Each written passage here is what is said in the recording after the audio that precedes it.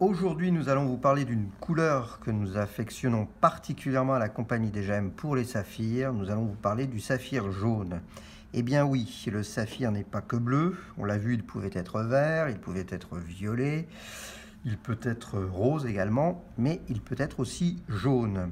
Pour les gémologues, c'est la présence de traces d'oxyde de fer qui donne au corindon et donc au saphir cette très belle couleur jaune sous toutes ses nuances. C'est ce que l'on est en train de voir en ce moment. On a réuni pour vous les 19 pierres du stock de notre point de vente de la place des Ternes. Et nous sommes trois autour de ces pierres. Et comme on a pris l'habitude de le faire avec vous, nous allons l'un après l'autre vous faire part des couleurs que nous affectionnons particulièrement. Eh bien, on va peut-être commencer par Isabelle. Quel est votre jaune de prédilection, Isabelle? En fait, je suis assez dans les intensités plus madère, comme la 5e. Comme celle-ci, là? Oui, exactement. Je la trouve très très chaleureuse, très intense dans sa couleur, un peu feu de bois, enfin... Vieux cognac aussi, vieux cognac, vieillard maniaque. Exactement. Ouais. Toutes ces tonalités, ça m'évoque quelque chose de très chaleureux. C'est vrai.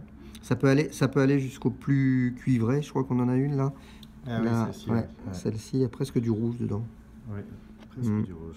Taillé en rond, saphir jaune taillé en rond. C'est quand même très étonnant ça. Ouais. Sur de l'or rose, ça peut être très très joli. Ah ouais. Ouais. Et toi, Laurent? Moi, j'aime beaucoup celle qui est juste à côté de celle qui est très cuivrée. Non, celle-ci qui a une forme radiant. Taille radiant. On a taille radiant, ouais. J'aime vraiment ce jaune citron très, très puissant, intense. Et puis je suis très sensible effectivement à cette taille radiant qui est un mixte entre la taille émeraude et la taille princesse, qui donne beaucoup de luminosité à cette jolie pierre. Qui mixe en fait la forme octogonale de la taille émeraude et la culasse boyantée de la princesse pour la voyance, pour la luminosité de la gemme. D'accord.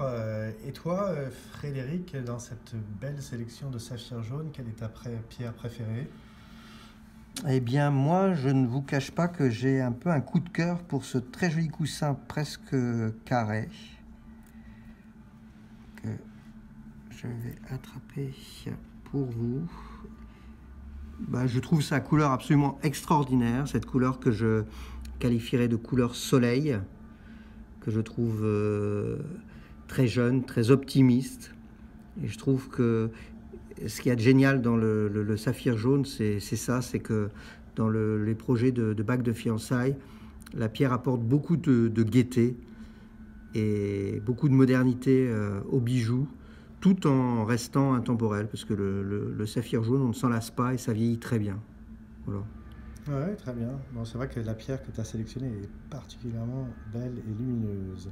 Merci Frédéric pour cette belle sélection de saphir jaune et à très vite pour un autre post sur une autre pierre. Au revoir.